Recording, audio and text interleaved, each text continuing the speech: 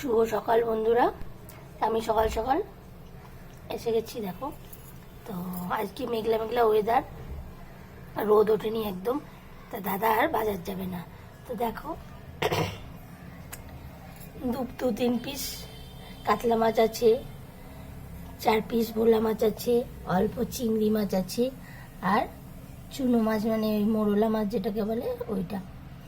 তো সবই মিলিয়ে মিশিয়ে অল্প অল্প আছে। দেখি কি করি, চলো এবার রান্না শুরু করি। দেখো বন্ধুরা, আমি সব দেখলেই তো সব অল্প অল্প বাজার আছে, তো সব দিয়ে আমি আজকে বলতে পারো পঞ্চব্যঞ্জন রান্না করে ফেলেছি।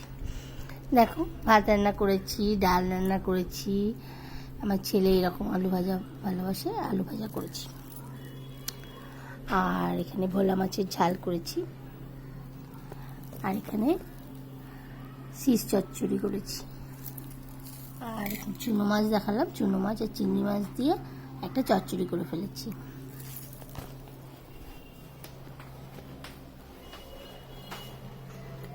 আর মাছের ঝোলটা হচ্ছে, দেখালাম 3 পিস মাছ আছে, মাছের ঝোলটা আলু দিয়ে হচ্ছে।